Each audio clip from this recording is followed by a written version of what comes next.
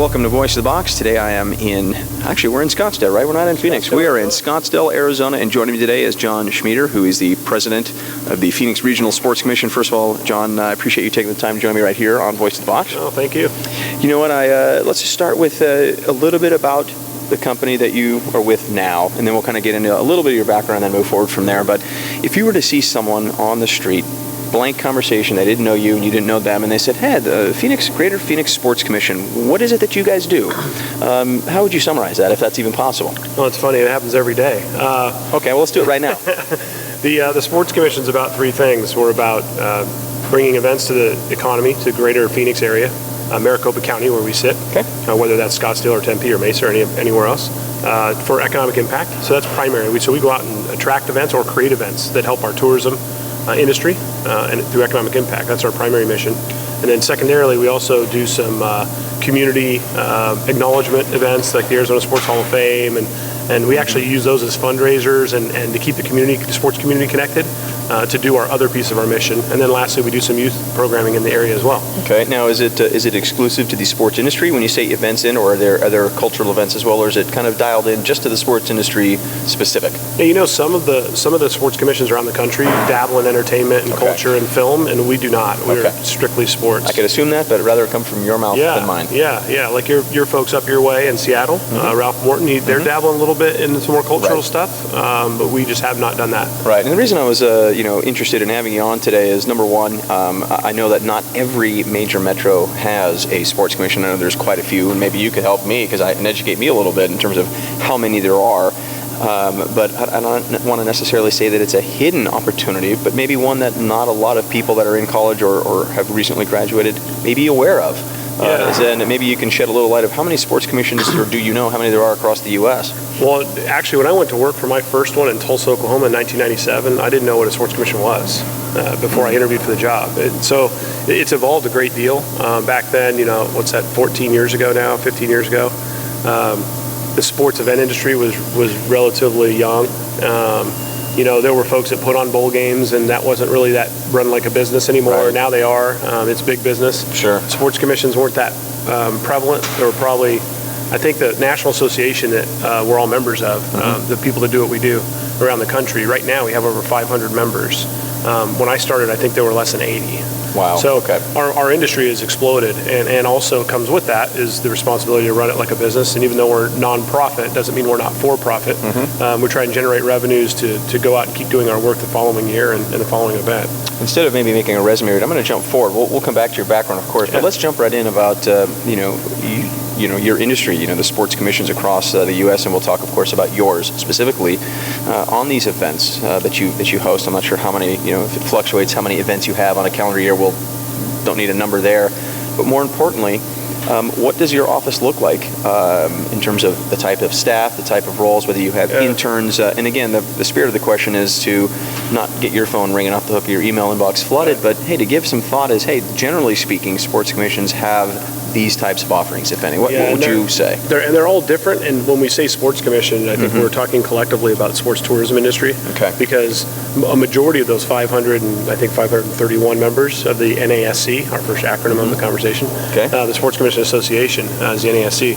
I think of those 531 members, I think almost 2/3 of them are convention bureaus. So they're either small, like Alpharetta, Georgia, or they're New York City. They're a vast array of sizes and shapes.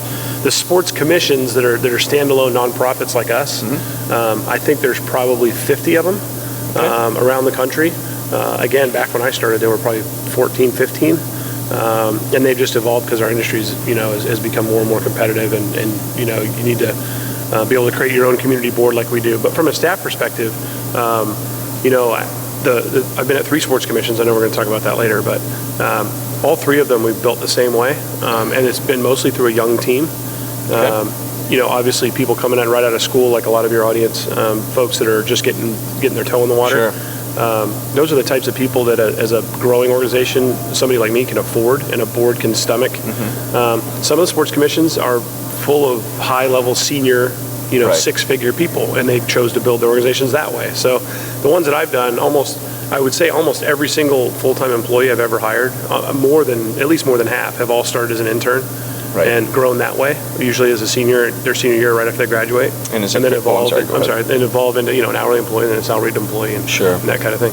And is it safe to assume, based on all the events, however many there are, on average per year, that I imagine there's a huge need for volunteers? Is that a fair assessment? Because that's another big message that I generally put out is, it's a great way to get noticed and put some hard work in. Is that something you would share on? Oh, yeah, and even to the point where in some of my path, we've actually ended up hiring somebody who's in a volunteer capacity or a board member, which I consider a volunteer, and hiring them as a staff member. So that's happened as well. We dove in real quick. Let's pull back just for a moment. Again, don't want to necessarily cover your whole background, but maybe there was a story about how you made your break into the sports industry. Maybe it was with the sports commission, but maybe you could share with me, how you made your break, what that role was. And then, of course, being a president of any organization is obviously very, very prominent. So I'm sure there's a trajectory. Maybe there's a story there you can share. Some of my group wouldn't say so prominent of being a president, but I grew up. I went to a public school. I grew up in Tucson, and my big aha moment was really I got involved in running events while I was going to grad school, I built a network, and the first person who I really built that had any kind of a network in the sports tourism world really helped me. Not only was my boss at my first job, it helped me get my next two. And so in my career is largely dedicated to him. And the other steps along the way have been dedicated to people that have been able to vouch for me. That I've worked with and vouch for my efforts in the industry. So whenever I've gone to make a career move in either a city or a job, my Rolodex has really been the supporting structure of that. It started with one person, and as over time, it just continues to grow. So for me too, I think one thing that's been beneficial along the way is I was a junior college coach. Not a very good one, obviously, or I'd still be coaching, but I was, an athlete to a certain level, not really high level, not professional, obviously, but a competitive athlete. And my dad was a coach, so I grew up in that world. But then I had the event side, and so I know a couple of folks that I've enlisted as mentors or who became my bosses over the time have really liked the diversity of it. I also, at one point, switched sides from the sports commission side to the dark side. I went over to the governing body side, so I worked for Pop Warner football and cheerleading. But that was very helpful, even though that was only a couple years. In my career path, it made me understand their side of the business a lot better. And so just the diversity of experience, I think, has helped me a lot. And I know in my prior stop to here being home in Arizona, my prior stop in Denver they hired me because I had a diverse experience, and they wanted that.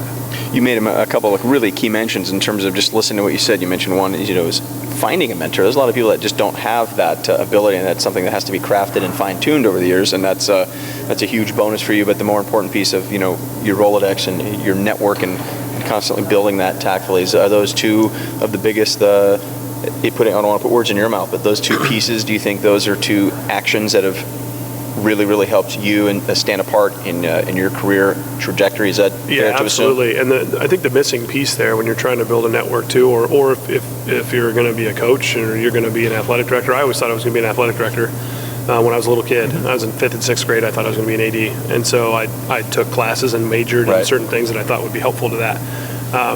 And again, sports commission world didn't exist. But along the way, as I built that Rolodex, if you will, and a lot of it, some of it was through volunteer work, and some of it was through my real job, and some of it. But those types of things are personal interactions, and I don't think that they're going to start and end with instructors at your universities, even if you're in a sports major. They're not going to start and end with your first boss. You've got to find relevant inroads to people that have influence. And one of the things that I've seen, is one of the things I learned is when I was coaching, is that. There are obviously a lot of coaches who've won a lot more ball games than I would have ever won had I stayed in it.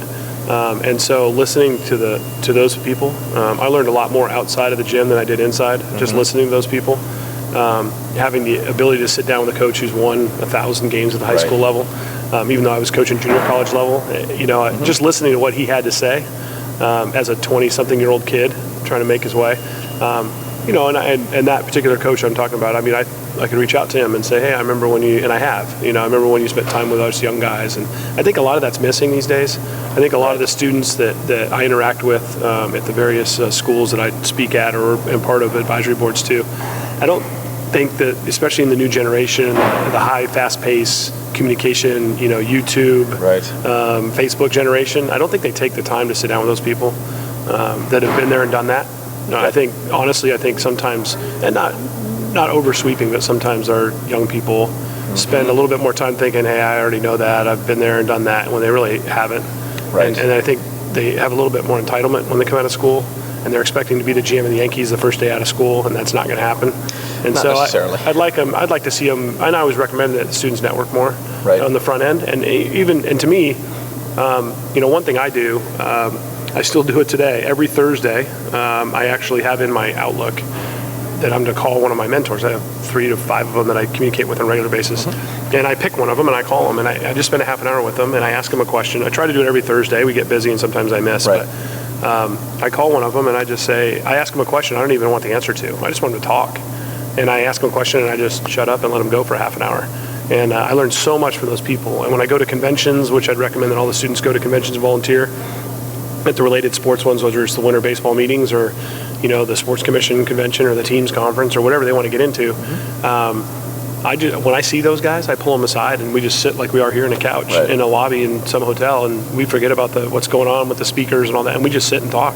It's all about relationships. And it's really good because then when you really need those people, they'll go to bat for you because you took the time. And that's been helpful to me. I've had a couple of those people that I do that with, call on my behalf, and a few times when I needed their influence. It's not my job to boil all that down, but I did hear a message and I want to throw it back at you to make sure, because I think there's a really great message there, and it's continue to surround yourself with people you can learn from. Your story was you're the coach, the high school coach, so that's a huge message that I always use, and I heard you say that, so that's living proof that actually does work. You mentioned I surround myself too with people that have different viewpoints than I have. Sure. It's really easy, especially when you're in a hiring mode. It's really easy to hire somebody who's exactly like you, because there won't be as much friction. Right. But on my staff, I've got people on my staff that don't have sports degrees. They have nonprofit degrees, and they have degrees in history and art major. That's not me at all. I'm business guy 101, and so that actually helps me because when you can use them as a sounding board, and they can share just a unique viewpoint of what we're trying to do. You mentioned another key piece throughout that last bit of great insight was networking, and you call it the Facebook Society today, if you will. I'm not sure if that's a new term, but we're going to make it up here on this right here. But there's people that have 5,000 friends or 3,000 friends, but how many do they really have relationships with? Right. But that's more of my opinion more than as a question. So my question is, what kind of guidance can you give to someone in today's climate, if you will, about networking? There's some really good, distinct ways to do it, and in my personal opinion, there's probably some ways that you should avoid. But I want to ask you, how would you advise someone about networking, knowing all the outlets that there are to do that? How would you guide someone that's maybe just come to you for counsel about networking, because that's going to be a really big piece? The first thing to me is new media and email is not communication. And like you said, if you have 5,000 friends on Facebook, that's great. How many of them can you really move? Right. Exactly. And if you had a call to action, how many of them are going to do it? And I think the answer to that is a fraction of 1%. And so, the face-to-face meaningful conversation is more important. And however you have to do that, whether it's, if you're a student and you have to volunteer to get into an event because you don't have $800 to buy to be an attendee, or you don't have the time to get away. Right. I mean, there's always a way to get in that room. And so, to me, it's the one-on-one interaction. I had a client of ours yesterday, a sponsor of the Sports Commission, tell us that exact thing. He says, he was talking about his own sales staff, and he says, I tell them that, they're emailing all of these people and they're trying to sell things to them, and they're getting a lot of rejections. And he said, go get on the plane and go see your people. Right. And that's how sales are made, and that's how things are, partnerships are built. And so I would say spend more time doing that than Facebooking and friending people.